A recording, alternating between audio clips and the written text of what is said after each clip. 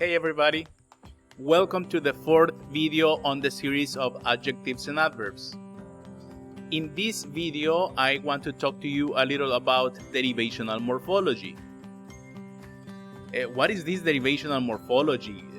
Derivational morphology basically deals with the creation of words from pre-existing words.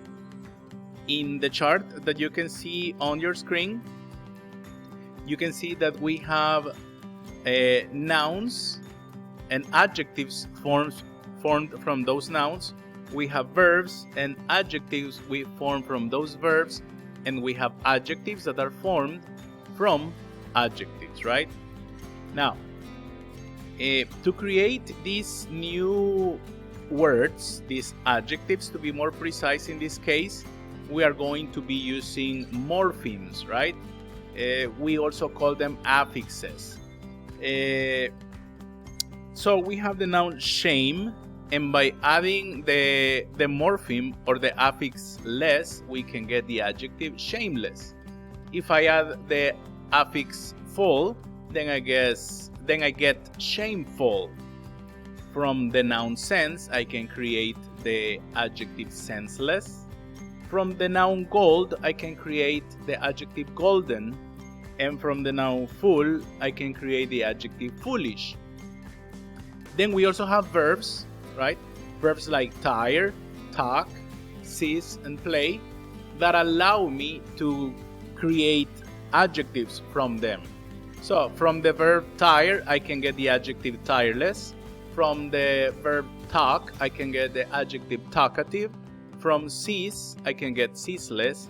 From play, I can get playful. And then I want you to check that we get a curious case. Why is it curious? Because I am creating an adjective from another adjective. So it makes sense to guess that there has to be a difference between the meaning of both adjectives, right? So if comic is an adjective and comical is an adjective, they cannot mean the same, or they shouldn't mean the same, because if we already have an adjective to mean something, why do we need another one? So logically there must be a difference between both adjectives. So what is the difference, for example, between comic and comical? Comic refers to characteristics or having to do with comedy, and comical is a synonym of funny, right? So a comical situation, a funny situation, and then you say a comic writer, a writer that focuses on comedy, but not a funny writer, right? Not necessarily anyway. Then we have black and blackish. We have the adjective black, which is, the color, and blackish is something like an off version of black. In Spanish, we would say negruzco, that's blackish, right?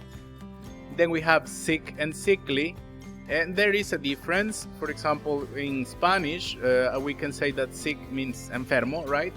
And sickly means enfermizo, someone who gets sick very easily, or someone who looks sick all the time, right? And then regarding economic and economical, economic refers to the point of finance, of money, of a characteristic of finances. And economical refers to not using many resources in order to do something. So those will be some differences between these words. And whenever you see these pairs of adjectives, you need to bear in mind that usually, most of the times, if not always, there is going to be a difference in the meaning between both versions. Now let's talk about adjective affixes. See, many adjectives are created through the use of affixes, which, as I told you before, affixes are morphemes that are attached to roots to create new lexical items that contain some meaning of the root. Now, A very quick note on morphemes.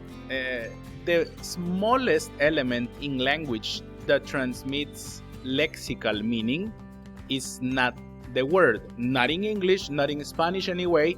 In some other languages, it might be the case that the word might be the smallest element that transmits lexical meaning. But in Spanish and in English, it is not. The smallest element that transmits meaning in language for us is the morpheme. For example, the word try, excuse me, not the word, the morpheme try means 3. And I can say tricycle, 3 cycles, right? Bicycle, 2 by, 2 cycles. So you can see that the smallest element that transmits meaning is the morpheme, not the word. So we have these different morphemes or affixes, whatever you want to call them, depending on the perspective under which we study this. We have us, all, full, and some. All of these affixes allow me to create adjectives. And you can see some examples right here. An affix for a word ending in us, we have the word famous, the word amorous.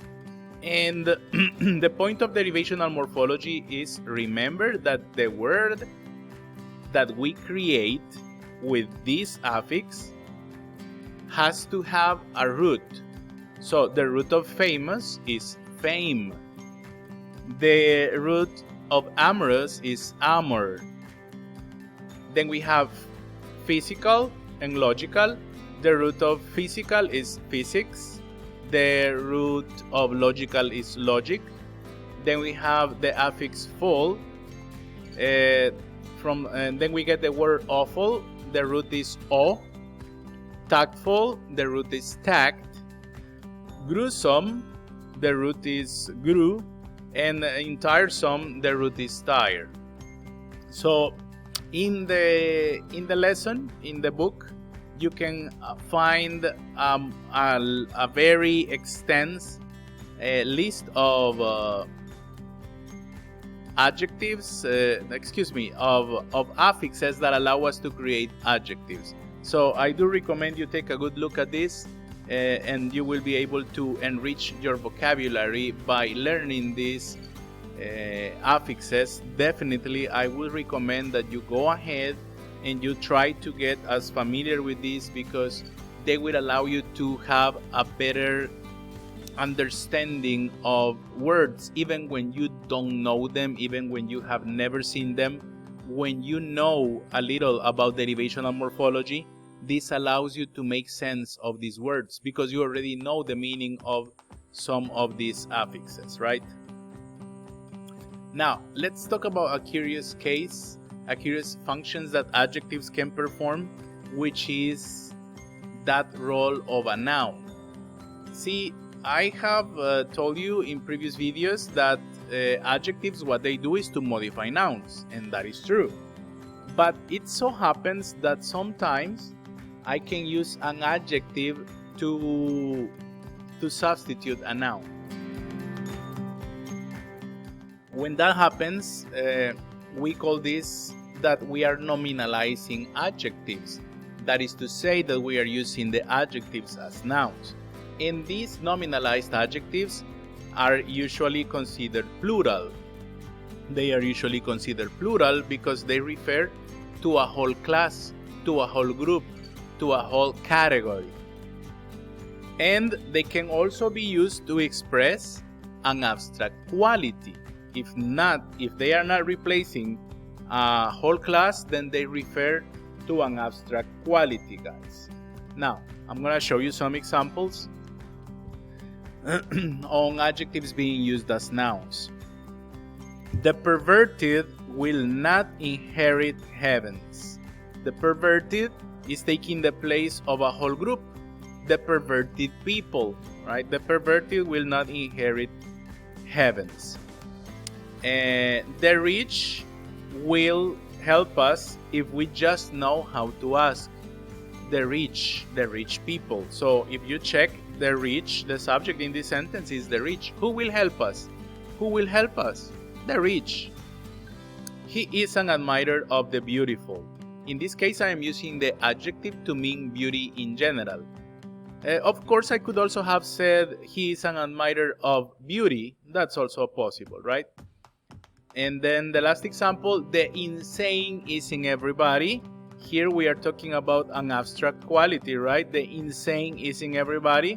It refers to the insanity capacity that someone can have.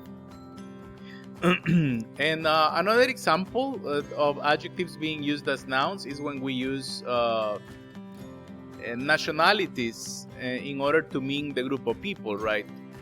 Like the Salvadorians have never accepted that the Hondurans took the Isla Conejo from them, and so forth. And these are adjectives being used as nouns, guys. They are not very common, but it happens. It happens that we can nominalize adjectives and use them instead of nouns. But remember that we need to have these characteristics met. Either the adjective is taking the place of a whole class, or we are using the adjective to express an abstract quality. In the next video, guys, I am going to talk to you about adverbs. We are going to start to discuss adverbs.